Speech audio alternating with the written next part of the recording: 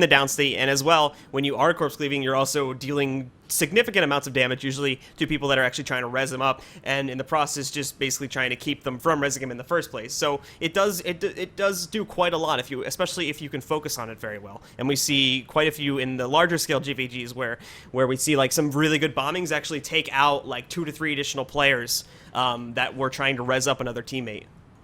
Yep. So okay, that's interesting. Going forward, though, we have to go into round 2 of this first round match between 55 HP Monks and Pirate Gaming B. What I would like to see coming out of Pirate Gaming B is a really concerted effort on targeting, like correct target ordering, because they're going in, they're trying to take down Shad, they're trying to take down people who are just very, very tanky and have the utility to get back up, where they can be targeting someone like Misha, who as a Mesmer is gonna be easier to kill and takes away utility from the team, you know. So I want to see something like that coming out of Pirate Gaming B. They are stacking up. If we're looking at 55 HP Monks, they're stacking up some boons, they're stacking up stealth as well, going into the middle, and this is going to be great for their team because they've got Fanta and Aldemiri stealthed up as they go in, and they're just going to go ahead and chunk down someone pretty much immediately here, Blue. That was actually a pretty good strategy that we did see coming out there from 55 HP Monks by having their tanky members, such as the Spirit Ranger and the Bunker Guardian, by having them push forward. They were able to get the tankiness and the support onto the point early there, so that if their opponent's team did want to try and go for a big amount of burst, it wouldn't have hit them too hard, especially because it was going on tanky members. And then by keeping their squishier, more damage-focused members in stealth, they had the opportunity to have like a secondary engagement there as well once the red team had actually jumped on them. So that was a pretty good strategy there. And we'll probably end up seeing a lot more of that today. But again, though, as we're seeing here at the moment, we already saw 2 members of Team Pirate Gaming B knocked out here. Danny was taken down, Hot Cats was taken down too, and as well we have Fear Flame, who is a performance mode, and he's down. Miss Ames was knocked out recently, and Obley as well currently is in the downstate here. And that's right, Blue. We saw Hot Cats pretty much go down immediately. They tried to get Denny to res him up, but so much cleave went down on that body. We also saw that, like, I was looking at the boon stacks on Blue.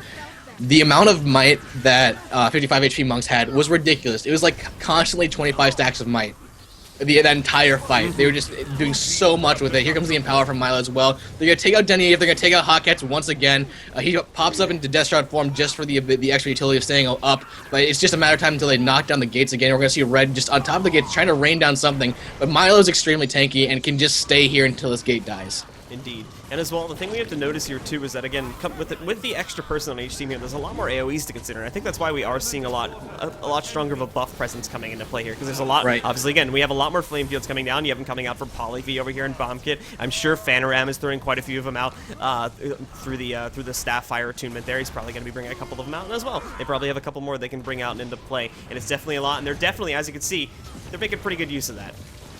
Yeah, I'm watching Obley try. He was actually trying to get in on Fear Flame, but he's just taking too much damage. And here's Denny trying to stealth the res one of them. Will Fanaram let him get up? I don't know. He's going to drop some AoE because that staff belly is so strong. Locking him up there. Going to trip him up as well. They drop the SR to get something done, but Obley just attacks through it. Immediately goes through, and, you know, we're going to see the Lord push very soon. We have Fanaram, we got Misha pushed up as well, Shads. They're just trying to really get some kills down and push for the Lord as fast as possible. Indeed. Milo's on the mid still. If Milo decided to push up with this team fight, they could probably lock it down right now.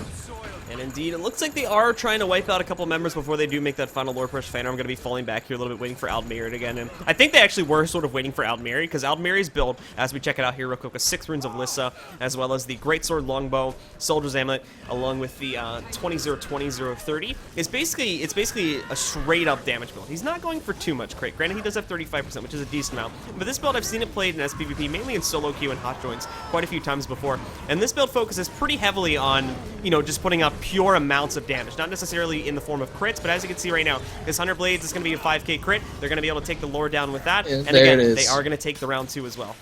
Yep, so a quick 2-0 for 55 HP Monks. Great job from that team coming out here. Really, really well played from that side, being so dominant and so really